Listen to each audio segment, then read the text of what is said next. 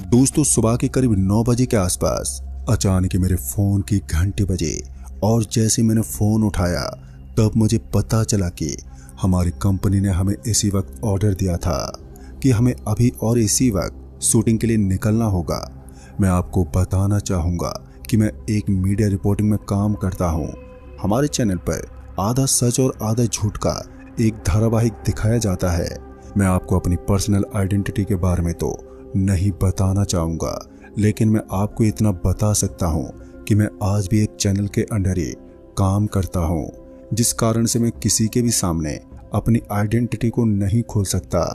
तो आइए जानते कि उस दिन मेरे साथ ऐसा क्या हुआ था जिसके बाद मैंने उन खुफिया चीज़ों के बारे में जानना ही छोड़ दिया।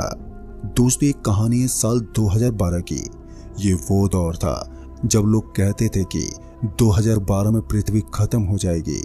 कहीं ना कहीं ये सब बातें झूठी थी और हम इस बात को अच्छे से जानते थे।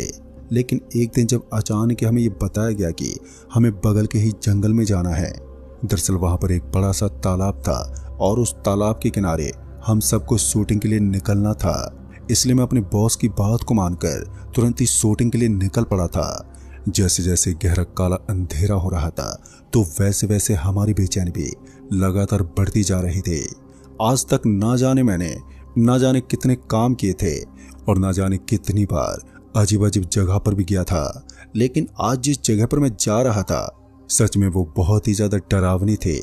कुछ लोग तो मानते थे कि उस जगह पर जाने का मतलब अपनी ही मौत को बुलावा देने जैसा होता है, लेकिन उस वक्त हमारी बॉस के ऑर्डर के सामने हमारी एक भी ना चली और ना चाहते हुए भी हमें निकलना पड़ रहा था। हमारी टीम के अंदर हम 3 लोग ज्यादा अहम थे, मैं, दीपक और हमारी टीम मेंबर जिसका नाम रोहिणी था। रोहिणी के साथ उसकी कुछ दोस्त भी थी और वो सभी एक ही कमरे में रुके थे।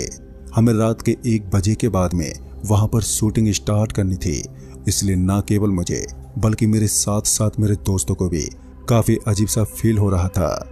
लेकिन मैं इस बात को भी काफी अच्छे से जानता था कि हम अपने बॉस के आदेश को नजरअंदाज नहीं कर सकते थे।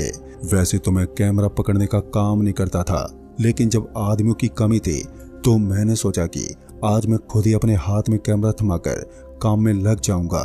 फिर उसके बाद सभी लोगों ने 12:30 बजे एक जगह पर इकट्ठा होने का प्लान बनाया। इसलिए हम सभी को बस किसी भी तरह से उस पूरी की पूरी जगह की तलाशी या यूं कहें कि पूरी तरह से जांच करनी थी। मैंने भी अपने हाथ में कैमरा पकड़ा हुआ था और मैं उस कैमरे को लेकर उस तालाब के पास पहुंच गया। मेरे साथ साथ कुछ और भी लोग थे और अब हम सभी उस मकान के अंदर जाना चाहते थे जो उस तालाब के पास बना हुआ था। काफी लोगों का मानना था कि उस तालाब के पास में जो घर बना हुआ है वो एक भूतिया घर है और रात में वहां पर एक भूत की फैमिली रहती है। पर मुझे नहीं मालूम कि इन सब बातों में कितनी सच्चाई थी। मुझे तो लग रहा था कि ये सब सिर्फ और सिर्फ झूठी बातें हैं। इसलिए मैं बिना कुछ सोचे समझे अपने कैमरे को और भी टाइट पकड़कर उस मकान की तरफ चलता रहा।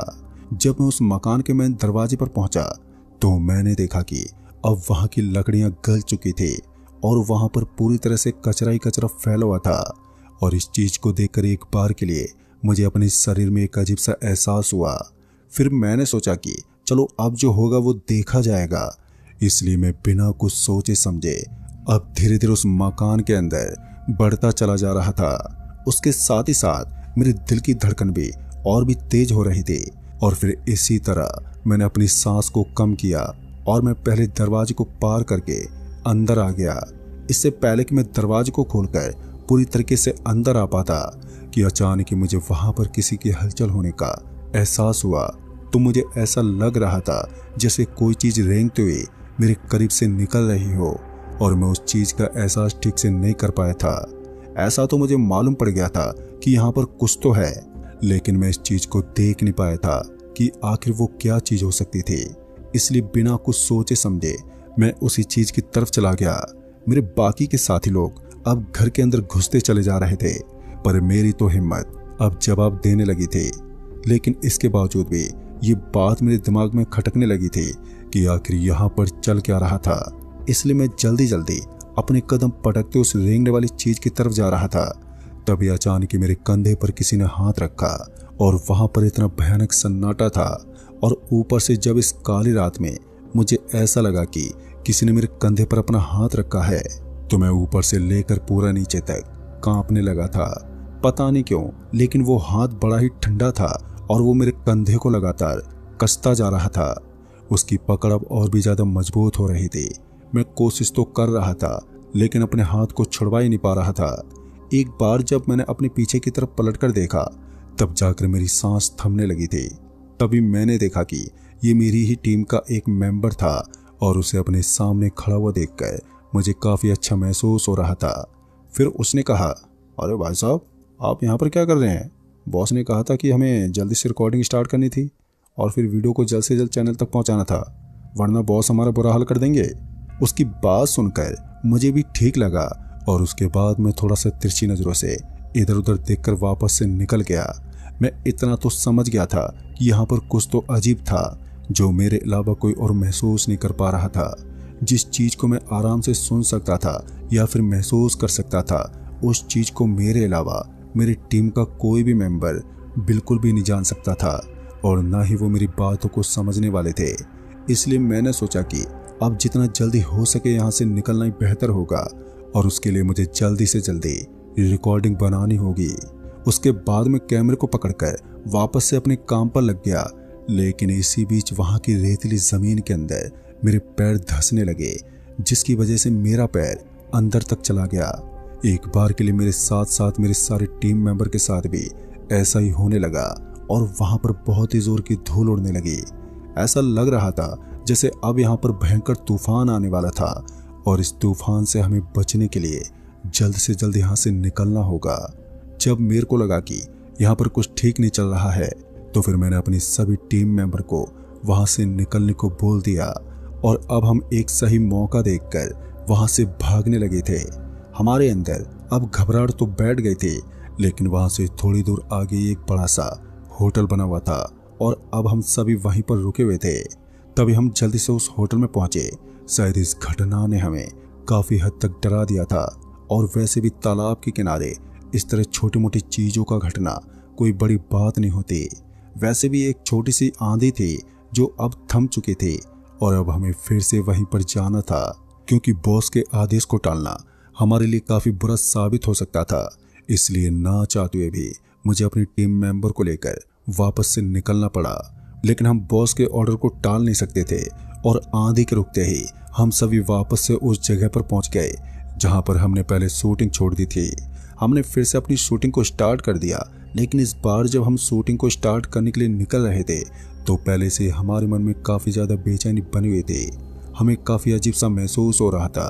किसी तरह मैंने कैमरा ऑन किया और उसके बाद लाइट को लेकर हम आगे की तरफ जाने लगे। इस बार जैसे हम उस मकान के अंदर पहुंचे जहां पर भूत प्रेत का साया बताया जाता था, तो अचानक ही वहां पर चमगादड़ों का एक बहुत ही बड़ा झुंड हमारे ऊपर आतंक मचाने लगा। हम सभी ने अपने सर को घुटनों में दे लिया और नीचे बैठ गए।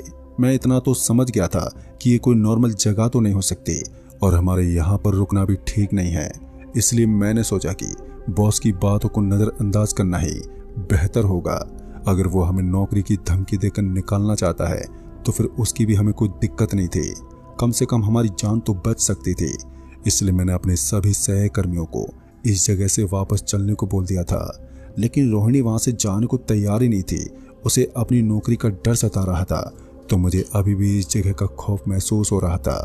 उसके बाद मैंने रोहिणी से कहा, देखो अगर तुम यहाँ पर रुकोगी तो हम भी नहीं जा पाएंगे और हम एक बड़े खतरे में फंस सकते हैं।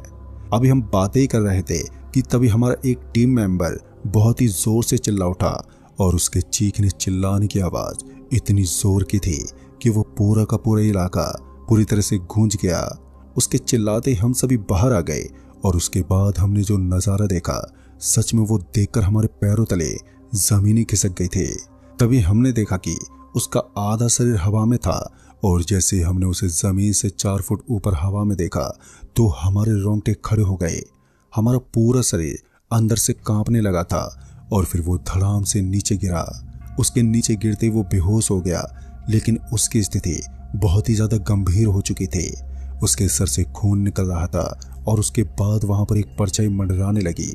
वो काली काली परछाई दिखने में ही काफी ज्यादा डरावनी लग रही थी।